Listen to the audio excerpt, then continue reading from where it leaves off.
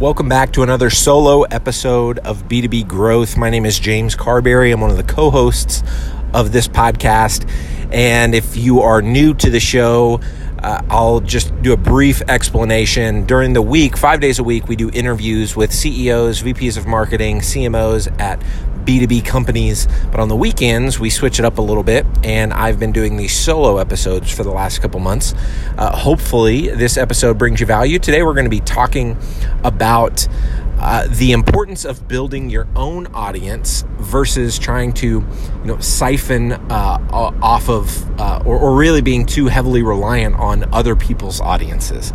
And we get a lot of people asking us to be a guest on this show, and rightfully so. There's, this show gets over 60,000 downloads a month, and every episode is getting downloaded between 1,500 to 2,500 times, depending on, how much the topic resonates with our listeners. But we have people all the time saying, hey, we just launched a book, or we're about to release our book, or we're about to release, some asset that they've spent a lot of time creating.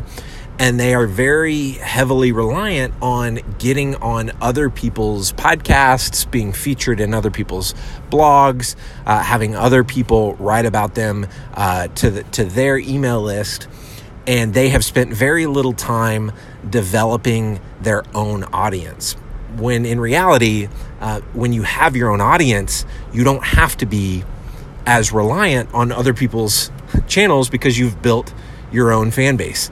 I think that a lot of folks neglect to build their own audience because honestly, it's just easier to ask a bunch of people that already have podcasts or already have big email lists, or already have big followings on social to talk about your thing. But I actually don't think that's a very smart long game play at all. For one, the well will eventually run dry. You can only go back to your friends that have podcasts and big audiences so often before they finally just say, hey man, I don't want to keep promoting your stuff.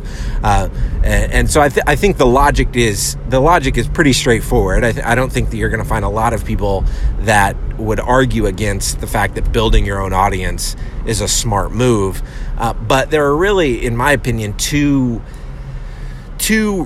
really important steps to building your audience. I'm still in the very early phases of building Sweetfish's audience, but we've done our approach to audience building is really contingent on these two things. The first thing is to create consistent content. For us, we do that with this show, having an interview-based show where the content is not coming out of us, it's coming out of the guests that we interview. And based on the content that we're getting from this show, it's populating all the other channels that we're supplying content to.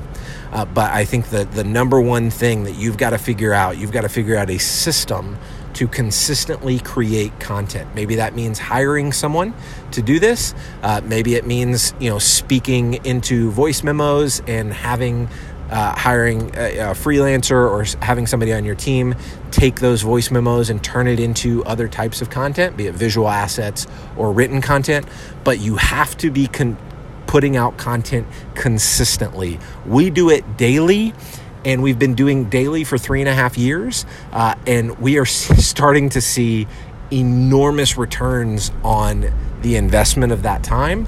People that come to our website because they found some random episode that we did hundreds of episodes ago. The way I look at it, a lot of people say, oh, it's quality versus quantity. I actually think it's both. Obviously, nobody wants to put out bad quality content, but if you get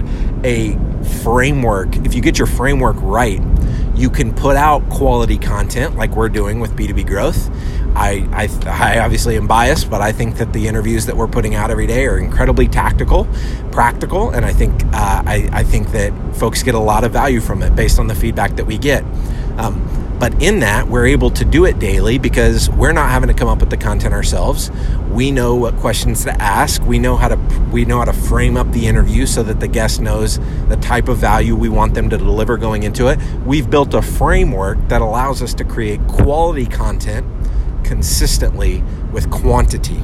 And so once you've figured out your framework, maybe it's not a podcast, maybe it's something else, creating your framework to create consistent content. I'd argue that, doing something I would strive to do daily, because of the enormous upside that I've experienced in doing that. But if you're far away from doing that, at least at minimum, try to go weekly. Once you've established that framework for how you're going to produce content regularly, consistently, at least once a week, then I would strongly urge you to start focusing on a channel. For us, the first channel that we focused on, obviously, was this podcast. So ranking for strategic terms within iTunes, and continuing to build, more and more content inside of our podcast. Once I felt like we had that nailed and really down pat, I started going heavy into LinkedIn. And so I started taking content from this show. I started taking other thoughts that I was thinking about, how we were growing and what we were learning as a team. And I started turning that into long form LinkedIn content. Started seeing enormous traction on LinkedIn. And noticed the uploads, or the uptick in downloads of this show when I started getting really active on LinkedIn were significant. So people were finding me on LinkedIn, and they were going back and listening to this show. As I'm starting to really feel like I've got my head around LinkedIn, the podcast engine is still running, so it's not like we took the foot off the gas pedal with B2B growth. We added LinkedIn to that. Now we're starting to add Instagram to that. So I'm starting to get more and more active with Instagram stories, my personal brand. Haven't started to do it with the company's brand, but I'm just adding channel after channel, but I'm giving myself time to really figure out each of these channels. I'm not going all in. Had I tried to do the podcast and LinkedIn and Instagram all at the same time, I would have fallen flat on my face and I wouldn't have gotten anything done.